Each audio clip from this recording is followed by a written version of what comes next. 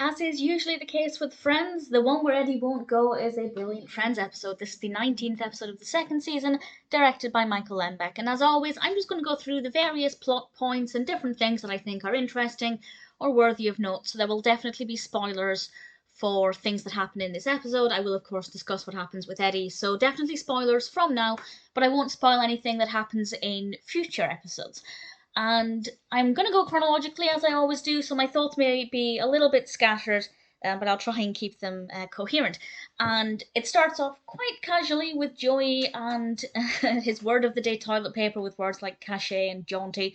And I have to say, he rather suited that hat. Joey really suits hats, and I wish he wore them more often.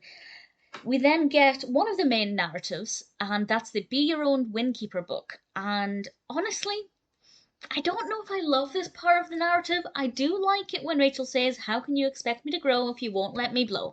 I feel like that's definitely a very iconic Friends quote, but I don't care that much about this part of the narrative. I don't hate it, there's nothing wrong with it, but I didn't really love it. So I could take it or leave it, but it's not too bad.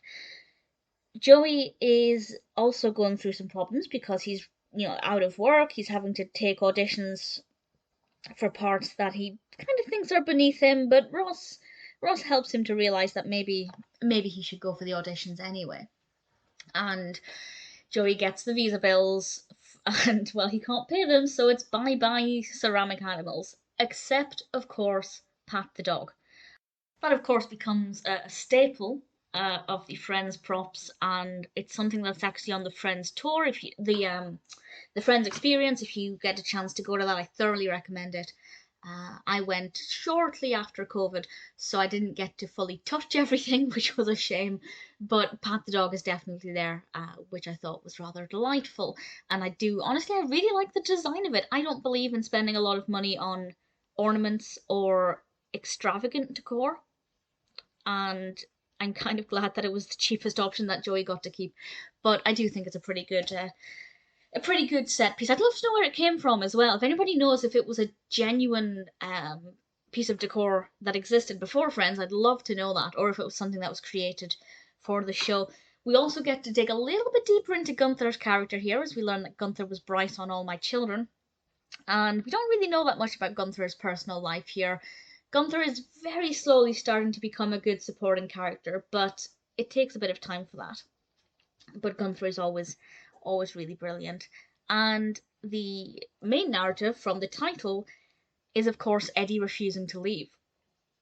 And I have to say, up until this point, Eddie has been unusual, but in this episode, he's really creepy. His unpredictable behavior is tense, and the laugh really started to get on my nerves in this one, but in a way that I enjoyed hating the character. And it was just, I'm really glad that this kind of played out the way it did. I'm glad Eddie only lasted for 3 episodes. In a way, he was kind of an honorary friend. He was, the seventh friend, if you like. Although we could argue that, people they go on to date are also our honorary friends because they hang around for quite a while. But I'm glad it only lasted 3 episodes. And ultimately, how they got rid of Eddie, I thought was pretty clever. Play him at his own game, and it was a good thing. And Joey's involvement in that was fabulous as well. So it's a really fun episode. Definitely visually really appealing. Sad to see Joey's apartment go because it was definitely a fun space with a lot to look at, a very engaging space. One that I really enjoyed, but it's better, much better to have Joey and Chandler in the same apartment again. That sets us up for so much comedy.